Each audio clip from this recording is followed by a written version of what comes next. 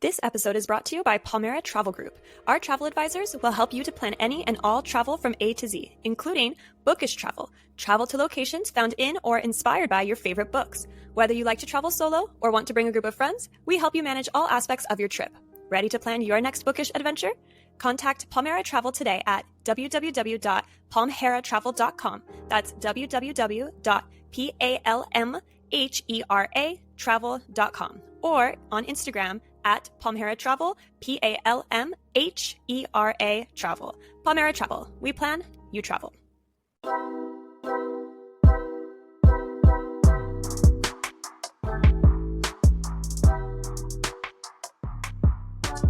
Well, welcome to the What They Wrote podcast, the podcast where we talk about everything books, favorite authors, new books we're reading, everything in between.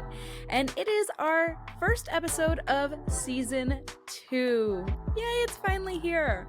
Yay. For those of you who don't know us, I'm Whitney Welsh Gibbs, the author of the Lucas Tate duology, Broken Anchors, and The Land of Frost, which is available now. And here's my co-host, the founder of our founding and season 2 sponsor, Palmera Travel. My best friend, it's Megan Brebner. Hey, Meg. Hello. We are back. We are. I'm so excited. I've been waiting for season 2. I know we had a little bit of a delay, but we are here nonetheless. We are back. It has been a while. It's been just over a month, about a month and a half since our last episode. We've taken some time to kind of recoup, then come back and be refreshed. And it's honestly been the hardest wait I've ever had because I've missed this so much, which is so funny because we took this break like intentionally and I missed every second of it. Yeah, we actually really didn't need a break. So good to know for next time. Good to know for next season. Yeah. Apparently we didn't need one. Yeah, but it's been great. We've been out of the country. You've a little bit more than me, but we've kind of done some traveling. We've read some books. Yeah, we both just got back from a trip to Mexico. We were in Cancun for a few days. It was kind of like a workcation. So we were working on stuff, touring some resorts, but also we got like a day and a half total, I think, of just pool time, which was fantastic because we got to spend it reading. So Yes. It was very productive and it was very nice. I liked having a little time in Mexico. I did too. I got some sun, it was perfect to lay by the pool. We could not ask for better weather to just lay around and read and just relax. So that was so great. I highly recommend if you ever need kind of like a little bit of a relaxing vacation, just to go sit by a pool and read a book. It's the most perfect therapy ever. Agreed. Yeah. Agreed. Yeah. Almost solved all of my mental health problems. Almost, yeah. Almost. We're getting there. But now we're back and, we're ready for season 2. You might not know, but as we've said at the end of last season, we have kind of a new format now. We are excited to be rolling that out. Today's the first episode of that new format, so hopefully you guys like it. But yeah, we're back and brand new, powering through Powerless, which was our first powering book. through. I see what you did there. I did. Yeah. I was trying to be clever. I kind of like this new, more of a like book club format, if you will. So like we're talking about a book a month, but we also still have a lot of things that a lot of our listeners liked that we are keeping. So every now and then we'll have an interview with an author, or we'll talk about some book news, any breaking book news, any like screen adaptations, new book releases, things like that. So we still have a little bit sprinkled in. It's not just a book club, but I like being able to focus on one book a month and it's holding me accountable to reading because I was really hitting a slump for a while. Actually, I've been in a slump since Onyx Storm, and my reading has just still has not recovered since then. Not to be dramatic, but I like this because it is holding me accountable to actually finish a book a month. It is. And that's always been my problem is like I'll read really fast through a bunch of books and then I'll get in the slump and I won't read anything for a while. So having at least one book a month where I'm actually dedicated to reading it is really good. It really is helpful. Speaking of book news, we should really start out this episode with book news because it has been a little while since we've been together talking about books, and there's a couple of things going on in the bookish world. There are. We saw a couple things pop up. So great that you bring that up. What's the first thing we're going to talk about? The first thing we're going to talk about is an adaptation of a very popular book. For those of you who have read it, Divine Rivals, which is the first in the Letters of Enchantment series. I think Rebecca Ross wrote it, if I'm correct on that. Yes. And it has been picked up for adaptation by Paramount. So I'm really excited about this one, actually, because I read Divine Rivals, I believe, last year. Did. And I really enjoyed it. It wasn't the greatest book I've ever read, but obviously nothing's going to compare to Nothing can Rebecca take Yarros. Wing. I was going to say nothing can take fourth wing from that. Exactly. So, no, but it was a fantastic book. The prose is beautiful, and I cannot wait to see saying this. that. So I'm excited to see that. Yeah, and I think the story really works for an adaptation. I want to see it play out on screen because it's just a unique story. If you don't know, it's about this war between the gods and these humans that kind of live in this world where these gods are very present and they're going to fight for these different gods and things like that. So I think that fantastic element of it is going to be really good played out on screen. So I'm super excited about that. We don't have a date for that as far as I know yet, but we will be updating you guys because I'm excited for that adaptation to come out and I'll want to know more when it comes through.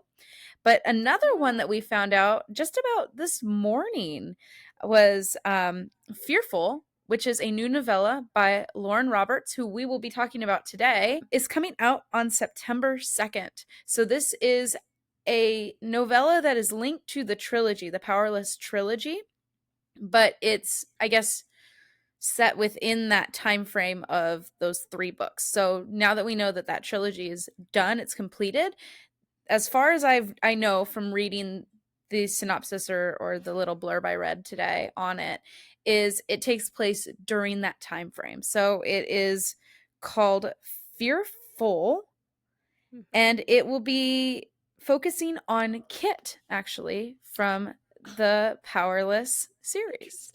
So it's very interesting. I know. We'll have a lot to talk about that, I guess, when we do our breakdown of Powerless. But I thought that was really interesting, and we just found it today. So what a strange coincidence that we're going to be talking about Lauren Roberts and Powerless. That's really cool. This is actually breaking news to me. I know I sent you like the headline, but I never got a chance to click on it and read about it. So this is breaking news to me of like what it's about. So love this idea of a Kit book.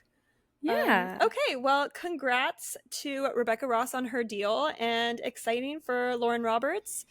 Can't wait to see how her new novella is.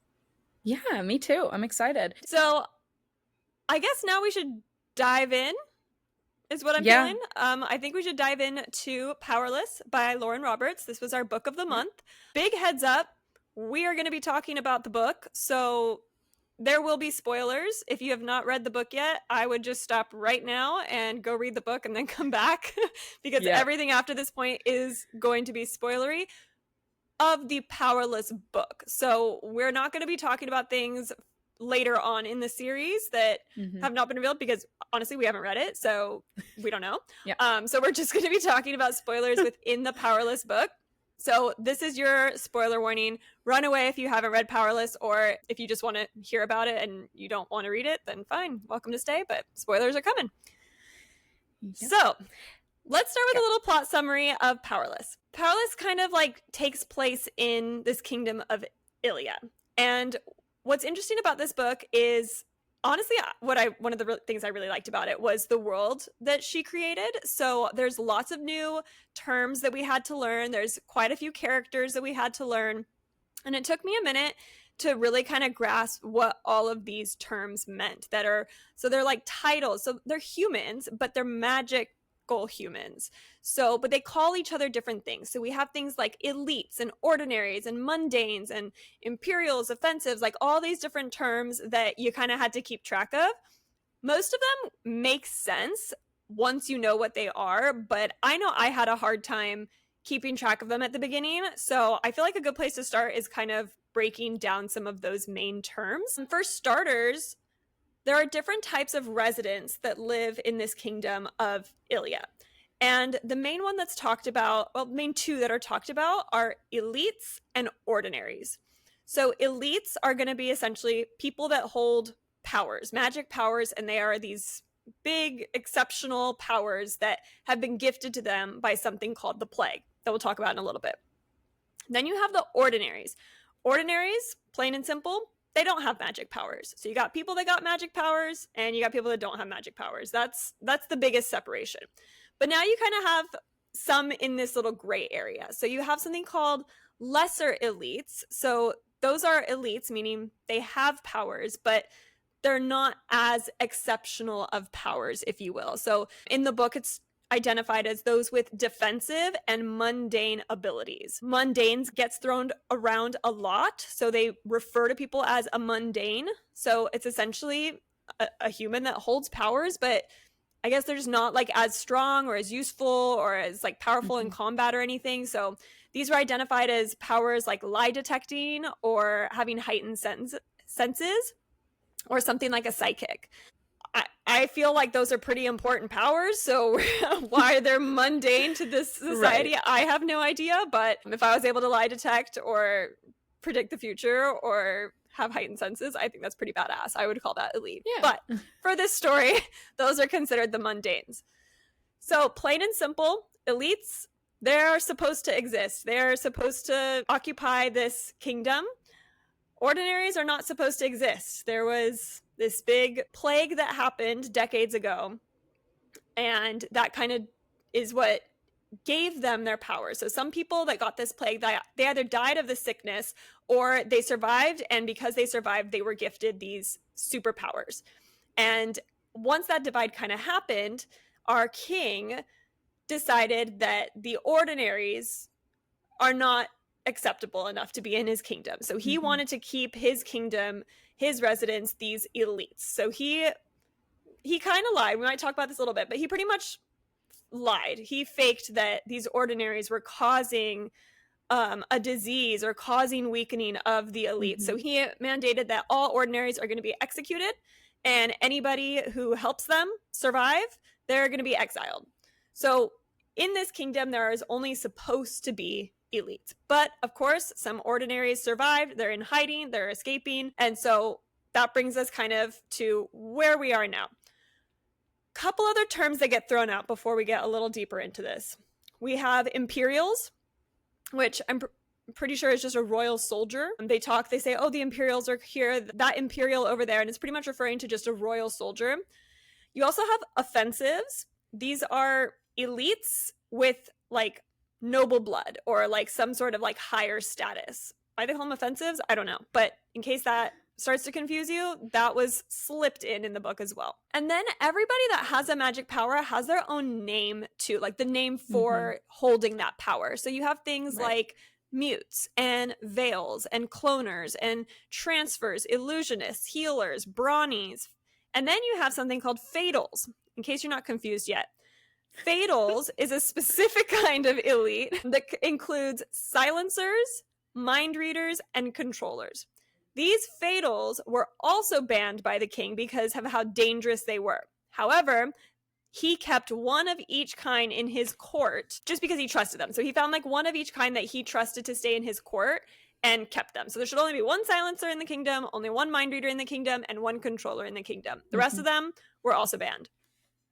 So we've built this world. You've got elites hunting the ordinaries, ordinaries hiding, sometimes trying to pretend that they have powers in order to survive, and pretty much living in the slums.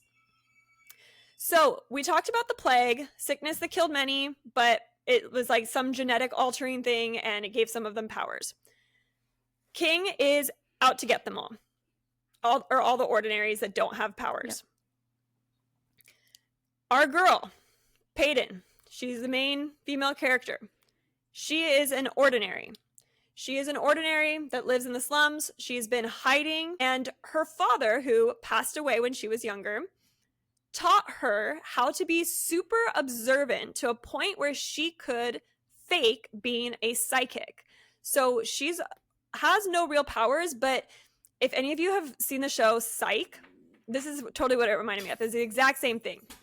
His father trained him how to be hyper observant so he could pretend to be psychic. So she would like look at the sand on this guy's shoes and be like, oh, you just came back from the desert. Like, I can see it. And like she would just take on clues from things that were like giving her clues by either the person or the person's surroundings. And she would pretend that she was predicting the future and passing off as a mundane so she wouldn't get executed. But our girl is very talented in thievery, burglary. She is stealing things to survive. She's stealing money. She's stealing food. She's stealing fabrics. So she is just trying to survive. And that's where Peyton starts off in this journey. She also lives in something called Loot Alley, which when I keep saying the slums, that's what it is. It's Loot Alley. So that's where her family is from. That's where a lot of these ordinaries are hiding and just where poor people are living. We also have a couple main characters that get brought up. And I'm not going to go into all the minor characters, but a couple main characters we're going to see because this is a dual POV story. So our other POV that we get is Kai. Kai Azur is one of the princes, so one of the king's sons. And he is an elite, of course.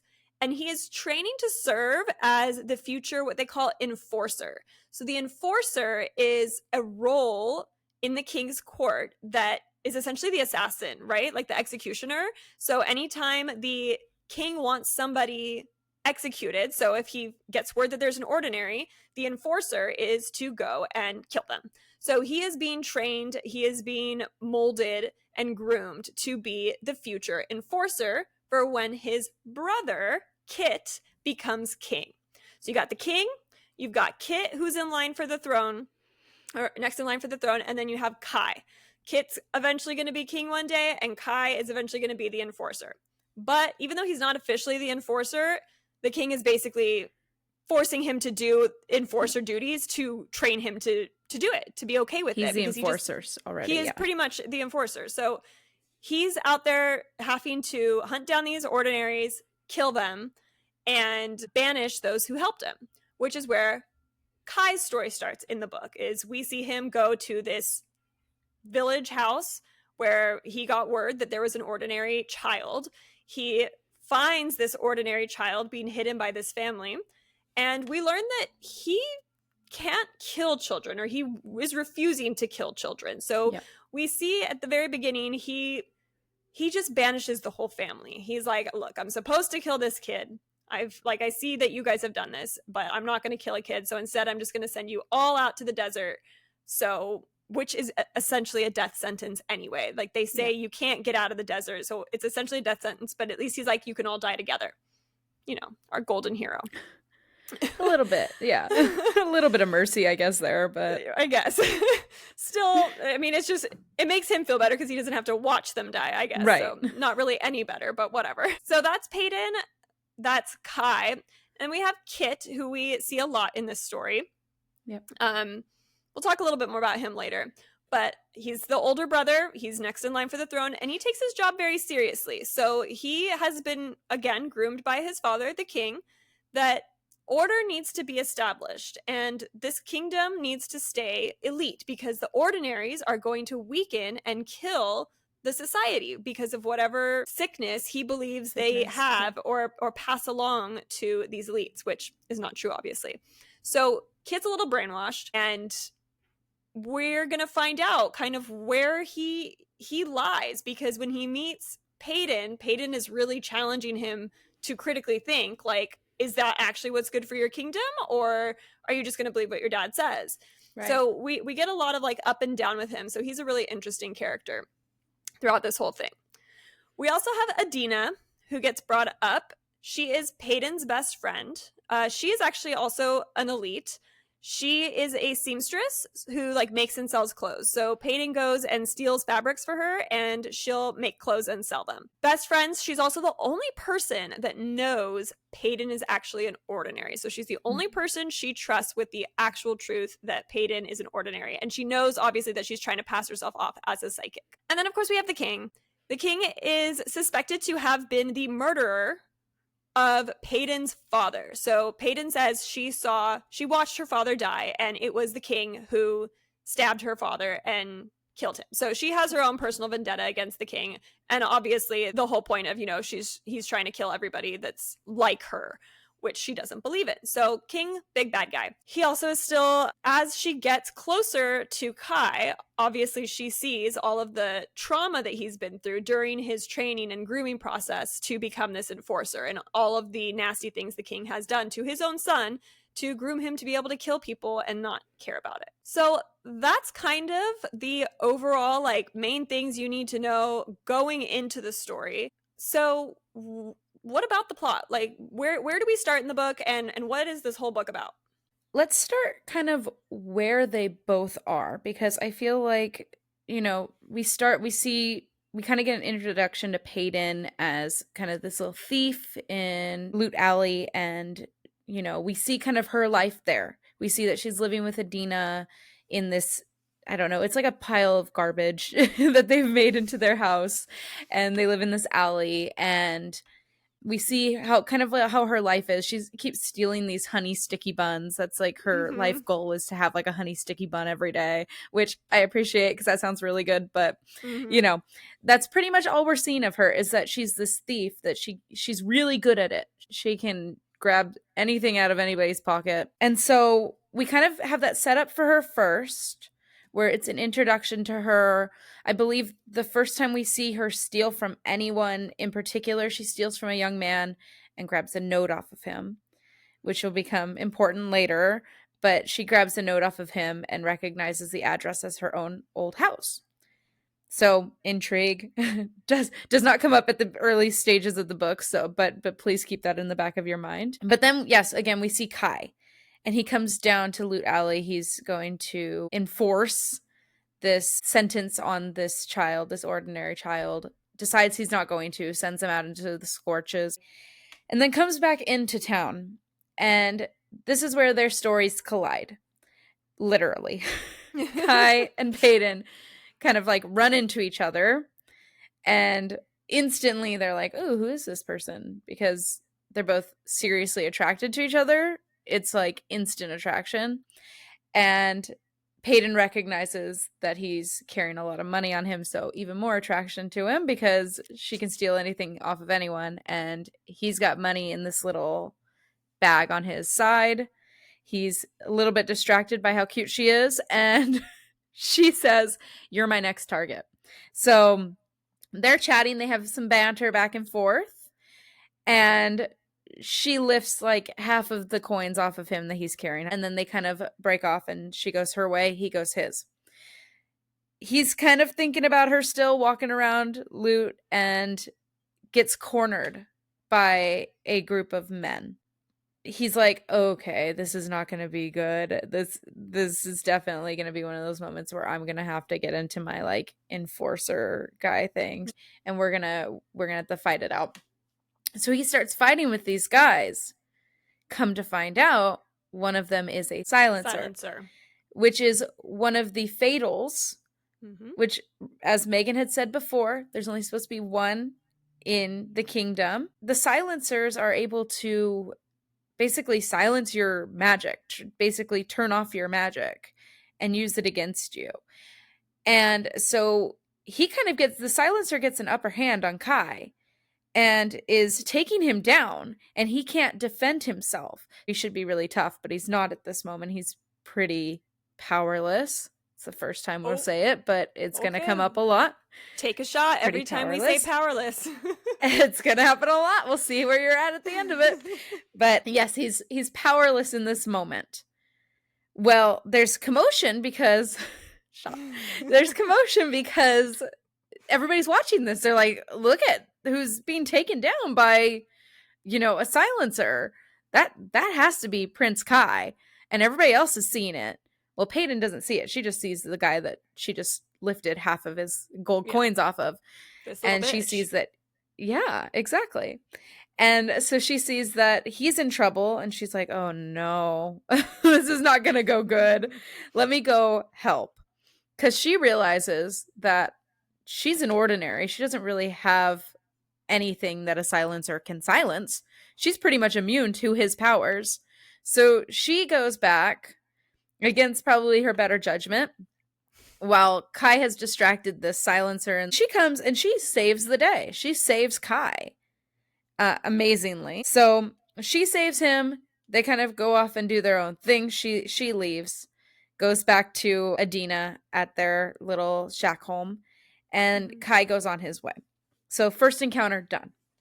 Right. Well, next morning, because we have a time jump to the next day, something called the Purging Trials is announced. It is a annual event in which elites compete to gain victory in a series of trials. We've heard this before. A series of trials where there will be one winner. This year is, I believe, the 6th Purging Trials, and they have now listed who is going to be in it. Surprise, surprise, our future enforcer is there, Kai. He's been listed. A few other elites have been listed, including his younger brother, as far as I know, Jax, is Mhm. on there. It's kind of, we'll talk about that later. It's kind of like a weird dynamic of brothers, but he's on there too. And all of a sudden, Peyton's walking down the street. She sees that the list has been, posted, and her name is on the list. So she has now gained the attention of whoever she needs to gain the attention of, whether she wanted to or not, and she is going to be part of the Purging Trials with this group of elites who will be brutally, I guess, competing against her for victory. Oh no. Oh no, and also I mean, at this point, everybody assumes she is a psychic. She's a mundane. Yes. So it's already odd to be putting a mundane in these trials. It's pretty Yes. much they know it's a death sentence. So this is pretty Yeah. much a slap in the face. You would think this would be an honor because like, wow, you saved the prince. You showed off this fantastic Right. power. We're going to reward you by letting you like prove your victory and your brunt in these games. But no, it's actually a huge slap in the face because it's like, I just saved your prince and I'm not going to survive because I don't have one of these Right. elite powerful magics. I have a mundane magic that's not going to help me That's very not gonna help. much fight to potentially the death to do this. So this was already her like, who's out to get me? Exactly. Exactly. It's not a good thing. And she's No. instantly like, oh no, this is not going to end up well for me. Because if you think about it, these elites they're putting in there, the Brawnies are super strong and they can Mm-hmm. fight. Some of them have telekinesis. Some of them have, Right. just all these things that she cannot. There's no way that she is going to ever be able to compete against These strong magics, like no way. so she goes back and she starts telling Adina, like, my name is on this list. And Adina's instantly horrified. Like, everybody knows what this means. We're leaving. She has to leave immediately to go to the castle and stay there for the length of these purging trials. So she is now brought to the castle, in the castle walls. She's not going to be leaving. She's not coming back to Loot Alley. Probably not ever, as far as she's concerned. She's not coming back. So now we are heading to the castle, and they're there, I believe, 2 weeks before the first trial. It's important to bring that up because there are a lot of time jumps that happen in this book that really Yes. just get slipped in. And like there was a minute for a while we were like, wait, where are we in time? Because we just missed the one little part that said 3 days later or like whatever it was. So like Yeah. you have to pay attention to where you are in time in this book because all of a sudden you're like a week later. So You're somewhere else. Yeah. if you're one of those who haven't read this yet or got lost and maybe gave up or something, like go back and just like really like highlight anything that says however many days. I think she says like, oh, it's been 2 weeks since da da da da da da, and you're like, Right. oh, like if you missed that sentence, you're lost. So we are heading to the castle. We get there, and she's brought to a room, and she's brought there for 2 days into this room. So 2 days later, she gets to have her first introduction to the castle proper, to have a feast with the king and the rest of the competitors. They are all kind of like this elite group of not only like magical elite powers, but of elite people in society. And she's kind of sticking out like a sore thumb. She's really not fitting in at all. And so she gets her first introduction to these competitors. She gets her first introduction to the heir of the throne, Kit, because he's very intrigued by these games. So we get this first kind of introduction. We learn that they're going to have a ball before the first trial, and they all are going to pair up for the ball. Kit and Kai are both pretty interested in learning more about our girl Peyton, but Kit gets there first and he says, "Ooh, I'd like to pair up with Peyton for the ball." So Peyton, who wants nothing to do with any of this, not only has to kind of sell herself to the spectators of these trials. Not only do they win in these challenges, but they're also trying to win over the hearts of the spectators. So she's like, "Oh, great. Now I have to win over the hearts of these spectators." But now all eyes are on me because the heir to the throne is going to be the one on my arm as we go into this ball and these trials and all these things.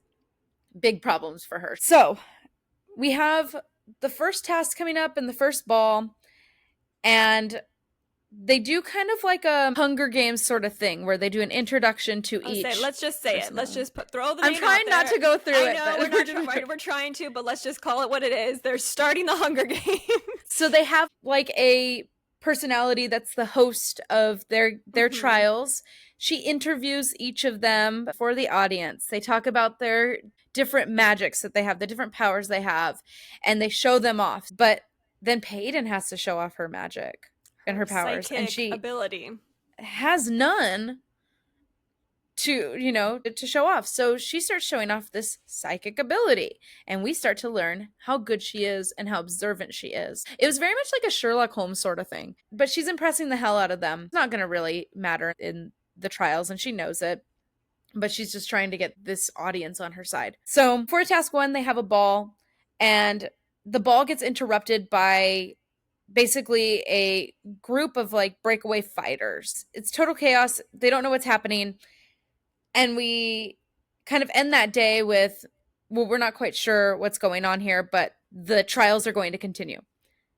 Next morning, they are dropped into the first trial, and they've been drugged and landed in a forest. And they are tasked with staying for, I think it was 5 days in this forest. They have bands on their arms. They are competing to get the bands from each person. Whoever gets the most bands wins, essentially, this trial. So during this trial, they're all separated. They are kind of going to these meeting points to find water and stuff. And Kai and Peyton all of a sudden are together. Yes. And it's interesting here. I liked this part a lot because Peyton gets injured. She encounters one of the other elites. She gets injured and is struggle bussing. She even gets like tricked into an illusion where she thought she saw Kit dying. So she's like mentally in disarray. She's also just like physically bleeding out. When she encounters Kai, and, of course, at first they're like on edge, like, am I going to kill you? Am I going to kill you? Are you going to kill me? Are you going to kill me? And then they realize, like, okay, we're not going to kill each other. He notices she's injured and like goes to tend to her. And she's like passing out. She's completely like blacking out, not there at all. And he goes and like looks for her wound. I don't know why. I just like really liked this part. It was just so sensitive. It was just like, oh, like, okay, like he's this big brawny guy, but he's learned to already care about her and is concerned about her wound instead of just ripping off her band and being on his way. So he tends to her. We've seen this before as well. And they actually spend like a decent amount of time in the forest. I think like the whole rest of the 5 days pretty much. They're together. They sit there bonding, talking, surviving, fighting off other people, and they do a little dance scene where they're like dancing together. Like, I don't know, I just really liked that scene. If I had to pick like a favorite, like that's it. I don't know why. It was just so cute. It was great because now you've brought them together in this moment, and they've decided that they're allies, even though they shouldn't be. And they form this alliance in this first task, and they make it through the 5 days, and they come out of the task, and they have another week to train and get ready for the next task. And Peyton goes back to Kit. Yeah, because it gets a little weird because it's worth noting that when they were in this forest, these, what do they call them? Seers? I don't remember what they called them, but there are people with powers that can record things that they're watching. Yep. So they're watching. So that's how the public is seeing this. And so the public, I believe, saw a little bit of a moment between Peyton and Kai when they were kind of like dancing. So the public did get to see this little like, ooh, kind of moment. So it's not a secret. But then every time Peyton goes back to Kit, they've got some sort of a bond happening. Yeah. So like she's kind of playing both brothers. Like she's clearly having this like hot, sexy tension with Kai, but then goes back and just has this like really deep, like emotional, like sensitive connection Yep. to Kit. And Kit, she's really trying to like open Kit's eyes to like a Yep. different way of seeing the world. So you're kind of getting pulled both ways a little bit. But I kept asking myself, I'm like, does Kit not realize that her and Kai are like into each other? Like that was something I kept asking myself, like, why are you doing this? Why are you still trying to like be her date to the dances and stuff? So I never really understood Kit's motive, but we do know Peyton had her own motive for getting close to Kit, which we find out about after the first task when she goes back to Loot to go to that address that she found on that kid that at the very beginning of the book. So she goes to her childhood home to find out what's going on. And what does she find there? So she comes out of the first task. She's decided now she's got like this secret side mission she's gonna do. She's like, I've got time. I mean, we don't have another task for a week.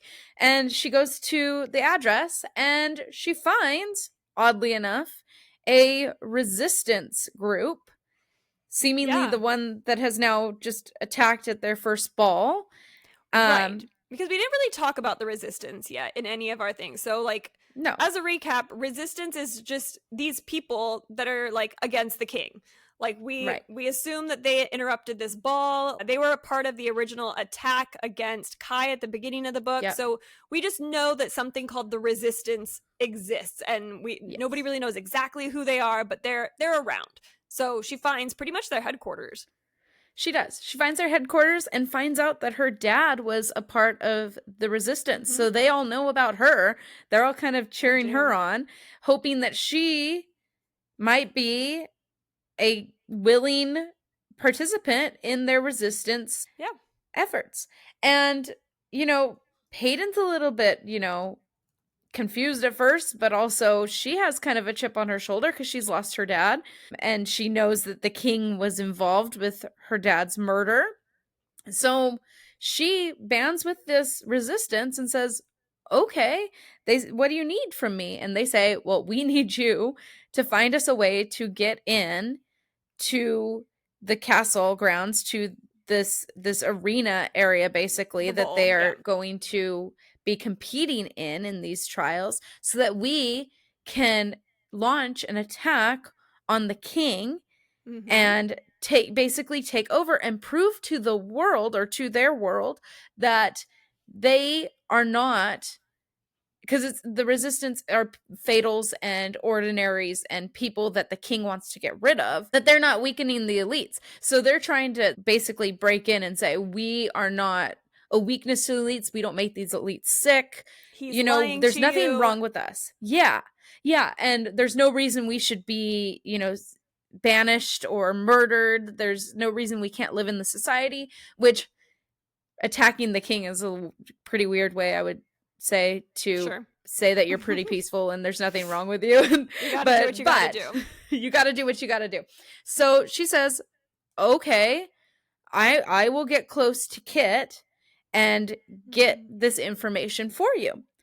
So she goes back to the castle and decides this is like her side task now. This is her whole effort. She doesn't care really about the trials. She's going to have to do them, but she doesn't care. And she is going to find this way in for this resistance group. So now we have a brand new motive for Peyton. She's going to get close to, our heir Kit and use all her womanly ways to flatter him and get him to show her what she wants. To admit where these tunnels are. Like, they're aware that there is tunnels, but they just can't figure out the other entrance. Like, they know it dumps out into the bowl, but they just don't know how to get in the other way. So Peyton has assigned herself this job of trying to get Kit to confess or show her how to get through these tunnels. And it was pretty easy for our girl, to be honest. Like, he was pretty smitten. Like, she got the information pretty quickly. She learned that the key is always on him, so she uses her thievery, her pickpocket skills, swipes the key from him, and passes it off to, because we did not mention, one of the resistance members is actually her, like, what is it, like, bodyguard, like her Imperial that posts up at her door, her bedroom door, Mm-hmm. that guy is actually in the resistance. So resistance members are everywhere. So she has a way to pass the key to Gallum will get it to the resistance, and then the resistance can get in when they want to cause their mayhem. Right. Which is all like stuff that happens in between our purging trial tasks. Right. These are like side quests before trial 1, trial 2. So she finds this key, she gets it. We are on the roll to get to this resistance level break-in. Task 2 comes along. The group is once again put outside of the castle on a mountain, on the side of a mountain. There's 2 teams, and the group is split up, I think 3 each. It's like 3 or 4. I think it's uneven. Like, it's so like there's weird, like one of them had 4, one of them had 3, something like that. I believe so. And they have to work together. Now that they've just fought each other in the first trial, now they have to work together as a team to get to the top of this mountain first, which means that they have to work all night, all day, get to the top of the mountain. Notably, Kai and Peyton have been separated for this. Now that they have this little alliance to get through these trials, they have been separated. So one is on one side of the mountain, one's on the other. Also notably, Peyton has been put with, one of her enemies. One of the enemies in the trials, one of the competitors that hates her the most and is trying to actively kill her. So we get a little bit of tension there, but ultimately we're okay. Both teams make it up to the top of the mountain, and they have to grab a flag at the top of the mountain, right? It's a lot of mind game here also, because the king also, the night before this task, they had them all like fighting against each other. So they just randomly, while they were all drunk off their butts at the ball, they're like, you know what, we're just going to pick players and we're going to have you guys fight each other. So they're already pissed at each other, wanting to finish last night's turmoil. And now they're like, okay, now you got to work together as a team to get up these mountains. So now he tells them, okay, now you guys got to work together. So they put aside their differences. They work together as a team to get to the top. And then he says, oh, by the way, only one of you can get the flag at the top. So now you got to fight each other again. So it's a lot of like mental like warfare going on. And he is really fucking with them, like making them like each other, hate each other, like each other, hate each other. So it's all for entertainment. Only one of them can get the flag at the top. Yep. And so they start fighting, and Peyton's really ready to, continue her fight from the night before with a couple contestants, but she knows that somebody's gonna have to get this flag. And as they're fighting, Kai tells her, you go get that flag. I'm gonna take care of this here. And she is the one that gets the flag. So she basically wins trial number 2. Not that it really matters, but she wins trial number 2. But it does piss the king off, because something else that's happening throughout this book is the king is pretty much threatening Peyton, saying, you're not going to win these trials. Like, I don't know who you think you are, but you ain't going to win. And she's kind of like, fuck you, watch me. And also, he is noticing her getting close to his sons, and he ain't happy about that either. So he keeps trying to tell his sons, stay away from her. He keeps telling her, stay away from them. And they're quite obviously not doing that, because Kai wants a piece of it, Kit wants a piece of it, and we don't really know what the fuck Peyton wants, to be honest. Right, like, exactly. She probably wants them both. So it's just, it's a huge mental, like, it's like a mind game that the king is playing on all of them, but primarily Peyton. He clearly has some sort of vendetta. And so when she wins that flag, he is not fucking happy. So he is like, you best be damned, you are not winning task 3, my friend. And for those of you, so I call the like task something like different. I relate them to something else in a different book. Task 1, we mentioned Hunger Games, very Hunger Games-esque. Task 2 to me is like the blood rite in A Court of Silver Flames, the one where Nesta and the girls they get like randomly thrown onto a mountain, they wake up and they have to make it to the other side of the mountain. So this one reminded me of that a lot. So I call this one the blood rite.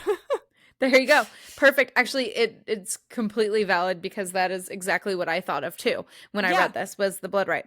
So moving on to task 3. We get a little bit of steamy tension in between those. Peyton and Kai are getting a little bit closer, even though she's still close with his brother. So there's a weird dynamic thing going on there. And then we get to task 3.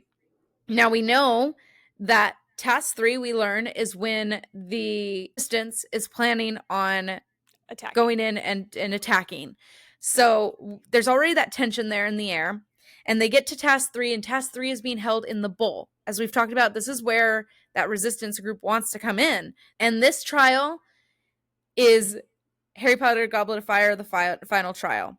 It is a maze that moves, magical moving maze, and they have to make it to the center. The first person that makes it to a center wins. But not only that, they have to kill whoever's in the center of the maze. Yeah, they're told that there's a prisoner. Yes. And they have to show their might and their loyalty by killing some prisoner at the end of it all. Yep, this is a prisoner who has done something terrible to the kingdom. It is a very dangerous person. They must kill this person. So they head on into the maze. And we're not going to bore you with details. It is very much, if you've seen Goblet of Fire, if you've read Goblet of Fire, that is what it is. The moving around, they're getting stuck in between the hedges and shrinking. Yeah. So Peyton gets to the center first. Mm-hmm. And who does she see at the center? Adina, her best friend. So not only has she won these terrible trials that she's not supposed to win, and this cannot end well for her, but Adina is there, and she is now tasked in front of everybody in the kingdom to kill her best friend. Which obviously, she's not going to do that. It all puts together why the king said, you're not going to win these trials, honey, because he knows she ain't gonna kill her best friend. So this was just all fuckery from the king, fucking with Peyton, making her seem like she's mighty and powerful, but then at the end, she's not gonna kill her best friend. So this was total douche move. Fuck the king.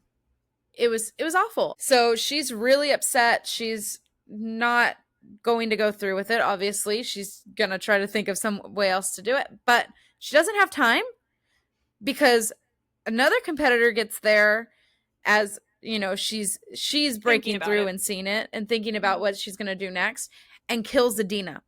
Yep. And so Adina is dying basically in the center of this arena. Peyton is losing her mind with grief, obviously. She's holding her, crying. Adina's basically bleeding out on her. She's having these flashbacks to her father's death. And the resistance breaks through. In that same moment. I mean, a lot happens right there. Culmination of everything. They don't only break through, but they get into the box where the king and the heir and the queen are sitting. Mm-hmm. So they have now successfully gotten through because Peyton stole that key and told them how to get in. And they are now basically holding hostage the king, Kit, who trusted her enough to show her that entrance, who she betrayed, the queen, and Kai is standing in the middle of the arena as well, watching it all happen. So chaos has ensued, shit has hit the fan, everything's going on at once, and what does Peyton say? I gotta go. I gotta leave. She runs. Yeah, she runs. She can see the death glare that Kit sends her. Kit obviously knows only one person knew about that entrance, so he has already figured out that she has betrayed him. He's fucking pissed. She's like, I gotta go. She runs away, and she's planning to literally run back to the slums, hide. But during her escape, she runs into the king on her way out, and the king and her finally have words to say. The king basically confesses, I've known who you are and what you are this whole time. I know you've been an ordinary, and I'm gonna kill you. And this is also her moment to be like, well, you killed my father, so I have my own reason to kill you too. And he drops a big bomb on her. He's like, well, actually, I didn't kill your father, honey. He says, I guess technically, he's like, I ordered the kill, but the king did not kill her father. It was in fact Kai who was told to kill her father. So I didn't really understand kind of this part, because Peyton always says she physically saw the king, she saw the king murder her father. And now it's kind of at this part she's like, oh well, I guess I just saw what I wanted to see. She just assumed it was him or something like that. So I didn't really understand what exactly she saw, but it in fact was not the king, it was Kai. So now she found out Kai's actually the one who killed her dad. She kills the king, runs away until Kai catches up, finds his father dead on the ground, and then finds her and confronts her and basically like, you're not who I thought you were. I'm gonna fucking kill you. You have one chance to run. And so she runs. She leaves. And we end with her leaving, Peyton's POV. Kai's like, I'm not sure if that was the right thing to do, but it was the only thing I could do at this moment. Because is he going to really kill her? Like, probably not. He probably hasn't figured it out yet because he's torn with these emotions. Like, this whole book is building up all this sexual tension, this chemistry. He's falling for this girl. He's even said something along the lines, like, just something very short of pretty much, I'm falling for you. And all of this is happening so quick. So I don't think he can figure out, he can't decide what am I supposed to do? But if I sit here and think about it long enough, I might decide to kill you. So you better freaking run before I decide to kill you. Right. Exactly. And it's a moment that maybe I don't agree with. I have a hard time with it. It's interesting. And it ends with another POV, interestingly enough. We get a third POV at the end of this book, and it's Kit's. Kit is now the king because the king is dead. And Kit, in his anger, obviously, because he trusted Peyton, she betrayed him. She has now killed his father. He orders Kai to go after her and find her. And bring her to me is what he says. So that's how the whole story ends. So it's, I guess you could call it a little bit of a cliffhanger. Kit is now in charge. He's the king. And he tells Kai, just find her. That is your first task. You figure out where the hell she is and you bring her to me. Not even just kill her, like bring her to me. Bring her to me. Which is a little interesting. So with all of that being said, what like are your like overall thoughts on the book? I have some conflicting thoughts. I thought that it had a lot of potential to be a very good book. I even though it was a very familiar story, I think it was like I called it a couple times to you, Hunger Games 2.0. It's a very familiar story. I think it had a lot of potential. I think that I got lost in the fact that I think I wanted more out of what she was giving me. Like, not that it was necessarily a bad story, but I kept feeling like I was being like let down a lot of times with the tension and things like that, because there were a lot of jumps. It was like time jumps, or like something would build up, tension would build up, especially with like the romance, and then it'd be like, and then the next day, or you know, and so I felt like I was being let down every time. There wasn't like that payoff to that tense moment or to some, you know, anything that happened. I couldn't sit in it. It was like it went away too fast. I thought some of the prose was pretty good. I thought, you know, some of the banter was great and the buildup and the tension was great to the story. I think I wanted more out of it, though. And I think that it probably would have been beneficial to be an adult book rather than like a YA book. If it was written for adults, I think there would have been more of that. I said to Megan when we were reading it, I said, I want this book to be an adult book and I want it to be a why choose. Because if you're giving me two brothers that obviously don't care that the other one is going after this girl, make it a why choose. Yeah. Give me the payoff of both, you know? Yeah. And you don't really get the payoff in this story, which was kind of, you know, disappointing in a way. But I mean, I thought the story itself had a lot of potential and was good. But I think that's where it lost me a little bit. I pretty much agree. I mean, something I really liked about this book was the world that was built. I thought the magic was really interesting, kind of the backstory of the world, like the history of it all was very interesting. I really liked being in the world that she created. And I know we keep saying Hunger Games 2.0. We shouldn't contradict ourselves. We talk in this podcast all the time about like how you can draw inspiration from people without copying. We just say it because that's what it reminded us of. But there's so many things it reminded me of in this book. We talk about Harry Potter. I got even some Kale and Dorian vibes from the brothers. Like there's just so many things. And I think she did a really good job building this world and building this story. But I do agree, and not even just in this spicy stuff. Like I feel like she could have written this to be a spicy book and it would have been great. But maybe she was just a little too nervous. It's like I think her first book to actually like pull the trigger and do that. But the way she was building the tension, which was done so well, it totally could have turned into a spicy scene. So yeah, I kind of kept telling myself I was getting blue-balled. I felt like I was getting blue-balled the whole time. But also it happens in just regular action scenes. Like she does a really good job building up these like tense action scenes. Like I think one in particular I remember was the end of task 2 when she has to get the flag. Yep. And she's building up all this like action coming around, like all this cool stuff. And then it's like, okay, go get the flag. And so I'm like, okay, now something's going to happen when she's going to get the flag. But no, it's just like, okay, so I ran and got the flag and now it's 3 days later. Like, so it's just like, we got like all this detail, like coming, like action sequence building. And I'm like, okay, cool. What's going to happen while she goes and gets the flag? Somebody's going to like shoot her. Somebody's going to like run into her. She's going to see something. No, it's just like, and then I ran and got the flag and I won. And then 3 days later we were interviewing for it or like whatever. So like there was a lot of like times where I wish we got that little extra more, like finish the scene, finish the story, because she does such a good job writing what she wrote. And I wanted more. I wanted it to not be 3 days later. Wait, what happened in those 2 days? Like what was she doing in the castle for those 2 days? Like there was so much I wanted more of. So I don't know if that changes, that style changes in the next 2 books of the series. Maybe it does. But yeah, I feel like she did such a good job as such a young writer writing what she wrote. I would have loved to see like a like 30-year-old version of her writing this book again, and actually like really being like having the courage to write what I feel like she really wanted to write. Because some of these spicy scenes, I feel like we could have gotten some good spice out of some of these scenes. Right, I think so too. Did you have a favorite character in the story that you were really hoping for and rooting for? I have no idea if this is a popular or unpopular opinion, but I liked Kit. And that's a weird one because Peyton, she was great. She was fine.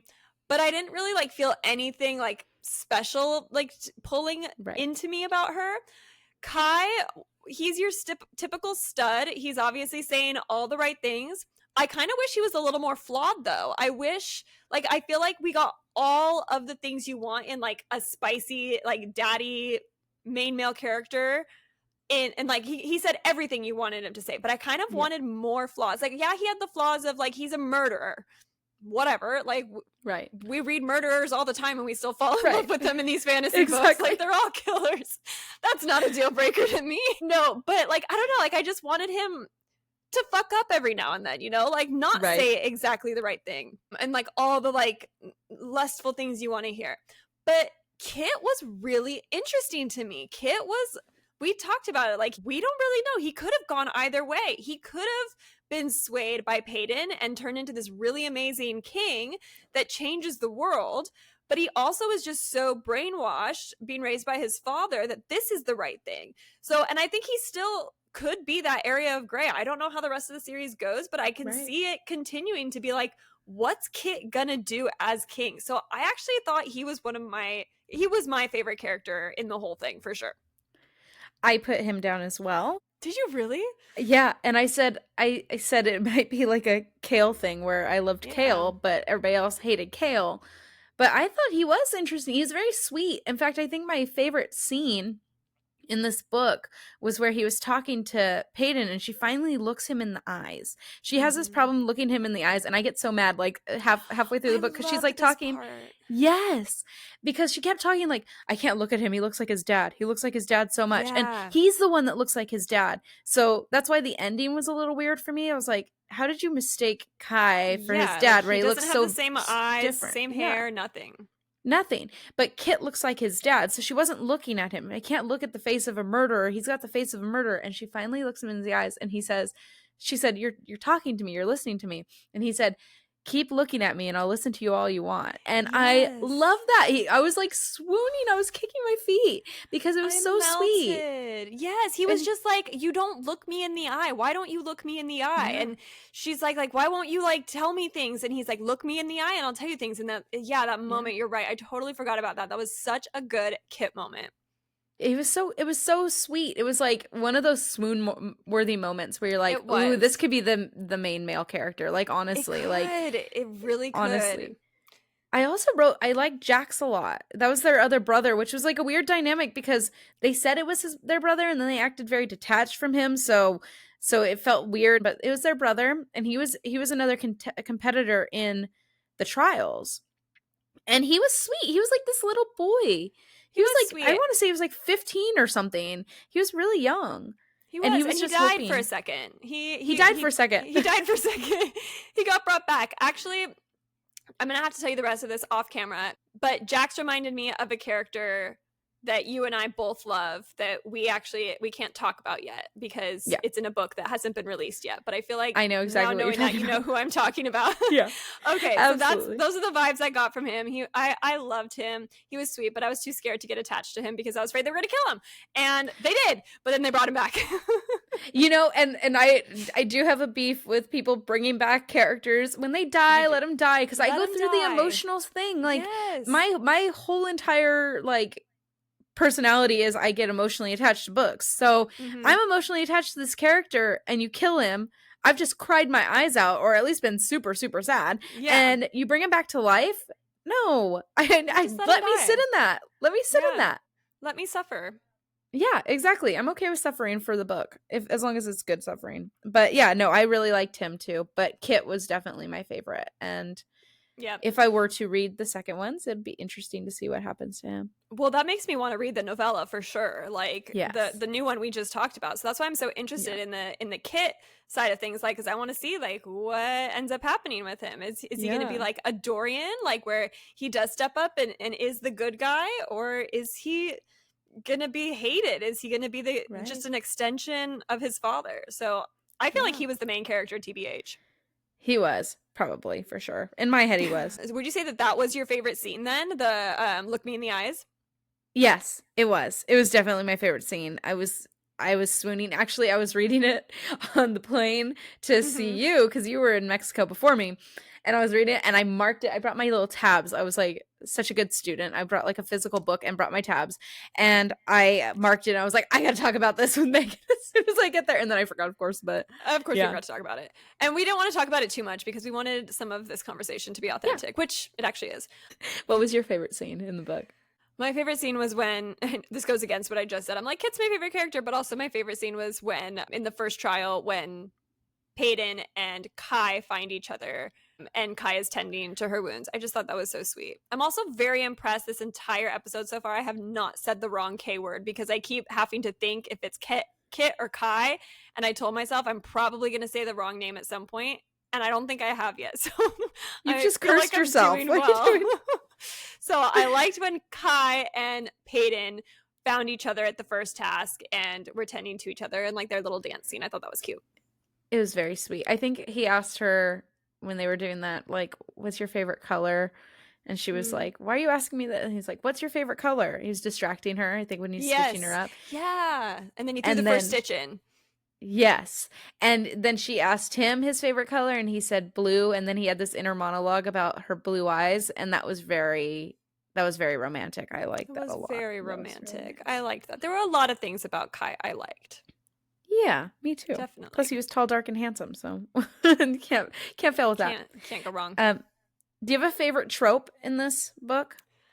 I don't think so. Like, I was struggling with this question. Like, I don't know if I have a favorite trope, but I just think I liked the magic of it all. Like, I think I just liked the powers. So I guess if you're talking about like tropes, you could say like just like the fantasy of it all, like the magic wielding. I liked that the best, I think. Nice. Yeah, I liked the magic too. I thought it was really well done. I said he falls first. I really like that. That's a good because point. they both brothers fall first and fall very hard, and luckily you do get kind of like that inner monologue, so you can see it happen. You can experience it. Yeah. Yeah. I wanted to share the best Goodreads or Amazon reviews I pulled from Goodreads. And I picked the most enthusiastic review. So most enthusiastic, I'm going to try to read this the way that Madison wrote it. It's not very long, but heart equals shattered. Lauren absolutely slayed this, and I will be busy thinking about it for the next 3 to 6 business days. Thank you. 6 stars. Reread update. Still God tier for me. Oh my God. How old do we think Madison is? Or just off of that review? I would say 19 maybe. Oh yeah, I was gonna say definitely like Gen Z here. This is not a millennial writing for sure, but absolutely not. But I'm glad you liked it. I hear her. I agree with her in so many ways. So great job, Madison. Great job, Madison. I'm glad you enjoyed the book. Big thing we need to remember is that as authors, we never force people to give us a great review. And as readers, you are not compelled to give a great review just because you have purchased a book and read a book by an author. So, most enthusiastic. I am so glad Madison loved it. 6 stars. And it's worth noting that on average, it looks like this book gets like a little over 4 stars on That's Goodreads. great. Like this book is very good ratings, and it also came highly recommended by 2 of our close friends, which made this such a top contender for our first pick of the season. So yes, overall, people love this book.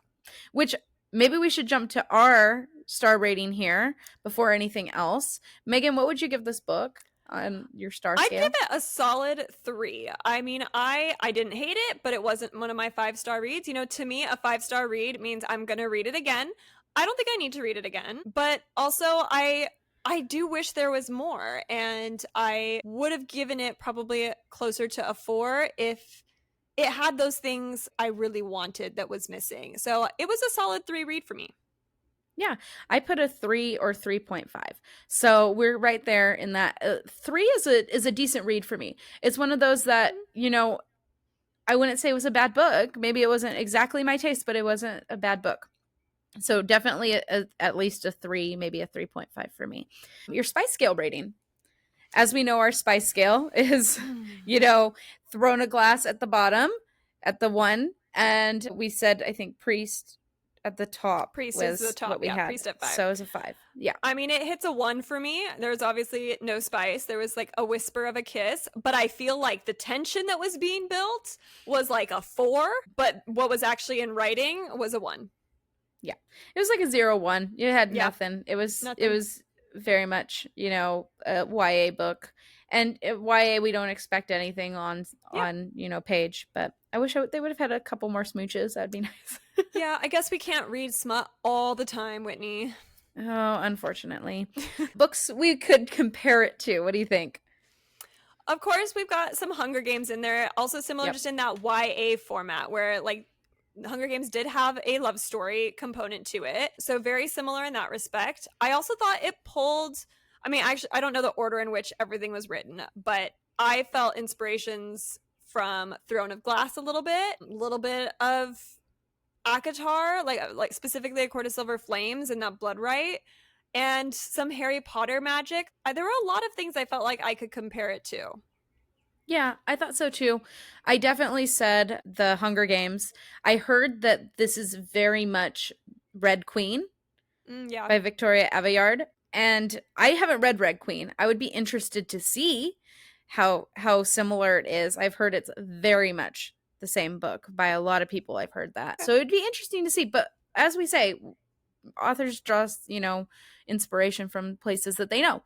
And she did actually say, Lauren Roberts did actually compare Hunger Games and Red Queen to this book when she promoted it originally. So we know those were her inspirations. So that's fine. Playlist songs. So we've been talking about like songs that we would connect with the story, something that kind of stood out. If we were going to make a playlist for Powerless, what would we add on there? If you have a song or two, what do you think? So I had kind of a satirical answer to some of this, but sure. In looking through songs, I actually had been recently listening to Miley's new album, Something Beautiful. And I think I'm picking that album just because of the vibes. Like it's really like gritty, but it's also talking about something beautiful. So I don't know, like I felt like just the vibe of the book was matching this new album by Miley. So I'm just going to say Something Beautiful by Miley Cyrus. What about you? Nice. I like that album a lot. I picked 2.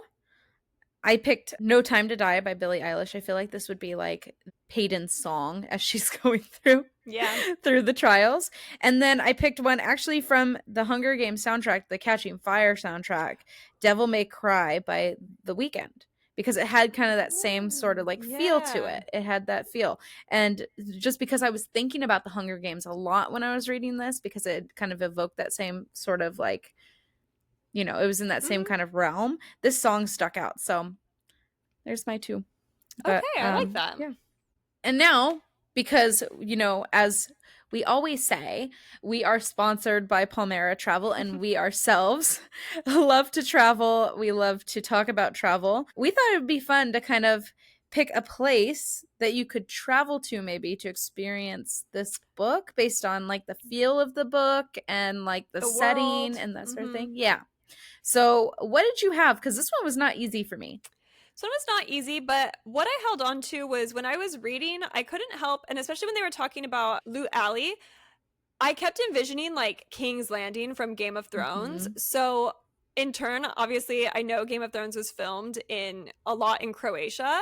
And when I was looking at the map that is at the beginning of the book, it's like this coastal province, I guess, this coastal province that can go inland towards more deserty places. So I picked Croatia just because I felt like it reminded me a lot of the setting of Game of Thrones. What about you? So I have a weird answer from basically just looking at the map, but also when I thought of loot, I thought a lot about like Marrakesh and like the little alleyways of like the Moroccan alleyways and stuff where they have like the little vendors and stuff.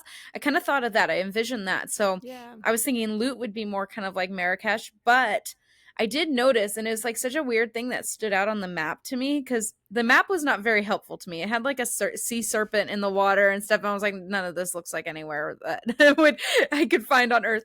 But one part of the map had a windmill on it, like the Dutch windmills, like Netherlands and stuff. And so I started like spiraling. I was like, do they have flower fields? Does it look like the Netherlands? So like I was thinking like not the actual like desert, like the scorch would be like very much like barren land, but like maybe these outlying kind of areas, maybe they're more like that kind of like green flowery kind of terrain, Dutch terrain. So I I like it. put that down too. Yeah. So who knows? We don't know. Okay. We'll We need don't know. pictures. I tried to look online to see if like anybody had done illustrations, and Like nobody fan had done art? any illustrations. Yeah. None. We'll have to ask Lauren one day. Yep, we will. That's our next interview. I wish. That'd be cool. Yeah. Overall, would you recommend this book? I think I would to a certain person. Like I think Yeah. young adult readers or readers that don't care to have any spice and they just want maybe the tension and they're satisfied with that. I think they would like that if they do like to move through stories a little bit faster, and they like Yeah. get through because it does move at that quick pace. That's why there's that time jump. I think it would keep them interested. Mhm. So I think somebody that wants like a kind of a quick paced book, because it wasn't necessarily a hard book to read. It kind of went by pretty quick. So a quick paced book, something YA, or somebody that just wants like a no spice kind of romance book with fantasy, I think this would be a great book for them. 100%. I agree. I would recommend it to the right audience. I don't think I would recommend it to people who are used to high fantasy, high spice, high stakes, like these adult themed books. I don't know if they would enjoy this as much, but you're right. For more of a young adult reader, or just someone who wants an easy read, maybe like a little palate cleanser, doesn't have a super hard world to digest once you kind of figure out the names of everything, I would definitely recommend it to the right person. And as we know that this is a trilogy that has been completed by Lauren. The last book just came out, like, I believe a month or two ago. So it's been out, not very long. But it is Powerless, then Reckless, Fearless. And then in September, like we said, on September 2nd, the new novella will come out that's called Fearful. So if you have not read it yet and you are interested in reading all of Lauren's works, she's only so far written this trilogy, and it's a completed trilogy, so you can dive right in. I'm so sorry that we've spoiled everything for the first book if you've never read it. So I was just about to say, isn't there another novella? Because I was like, there's something called Powerful. There is another novella. Oh, is there? Is another novella called Powerful, and that came out last year, and they're calling it book 1.5. So it must take place somewhere between book 1 and 2, and they're calling Fearful number 3.5. So I don't know if that is chronologically where it's at, or that's just the book that was released, or maybe 1.5 means it was released between book 1 and 2. Do you know what? Oh, maybe. I don't know. I don't know, but that's something we can look up and see. Somebody's yelling at us, like one of our listeners is yelling at us, trying to tell us, like, trying to tell us the answer. Okay, send us a message. Yeah, there are two novellas. One is called Powerful. One is called Fearful. There you go. And I do have a follow-up. Yes. Powerful takes place during Powerless and is about Adina. Oh, okay. So Very she gets a interesting. story all her own in this captivating novella as she attempts to survive on the streets of Lut and falls for a mysterious and dangerous elite. So it's about Adina and Peyton. Oh, interesting. Very And cool. like kind of right around when she gets selected for the trials. So if you liked Adina, read Powerful. Well, that seems to be all I have on Powerless. I am believe powerless. so. I know, right? Let's just say Powerless a bunch of time. That way anybody who's playing the drinking game can get nice and good and drunk right now. Very drunk. Powerless, powerless, powerless. So let's talk about next month's book. We do already have next month's book selected, and we decided to change the genre up a little bit. We've been reading a lot of romantasy lately, so we were kind of talking about a just general suspense thriller. So we picked kind of an easy breezy read for this one, since we did just do a big world building book. We decided to pick a novel called Missing in Flight by Audrey J. Cole. So the little blurb about this book is pretty much, it takes place on an airplane, and there's a mom and her baby, and the mom goes to the bathroom and comes back and her baby is gone. And she's trying to find out where the baby is, but people are like, we didn't see a baby. Dun dun dun. So if you want to read along with us, go ahead, and I believe it's also on Kindle Unlimited. So perks, if you now you have no reason not to join us. If you have Kindle Unlimited, you can go ahead and download it now and read it. Missing in Flight by Audrey J. Cole, and we'll be talking about it next month. Yeah, I'm excited for that one. It's going to be something completely different for us. We haven't done anything in this genre before, and I'm stoked for an easy read to kind of hear the story and see what everybody thinks. Yeah, and if you guys have any recommendations for future books that we cover, please let us know in the comments on our Instagram or in the Spotify or podcast app comments. Let us know what you want us to read, and just maybe we will. We might. Yeah, who knows? And that is What They Wrote. Thank you so much for tuning in to today's episode of the What They Wrote podcast. We hope you enjoyed hearing about Powerless by Lauren Roberts. If you like this episode, please take a minute to leave us a 5-star rating so others can find us.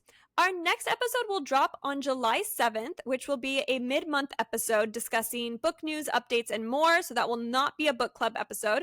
Our next book club episode will be July 21st, where we talk about Missing in Flight. So be sure to subscribe so you don't miss it. Also, keep an eye out on our Instagram on June 30th for special content. As for next time, you can find us on Spotify, Apple Podcasts, YouTube, or wherever you get your podcasts. So we'll see you next time, and happy reading. Bye. This episode was brought to you by Palmera Travel Group. Our travel advisors will help you to plan any and all travel from A to Z, including bookage travel. Travel to locations found in or inspired by your favorite books. Whether you like to travel solo or want to bring a group of friends, we help you to manage all aspects of your trip. Ready to plan your next bookish adventure? Contact Palmera Travel today at www.palmeratravel.com. That's www.palmeratravel.com. Or on Instagram at Palmera Travel. That's at PALMHERA Travel. Palmera Travel. We plan, you travel.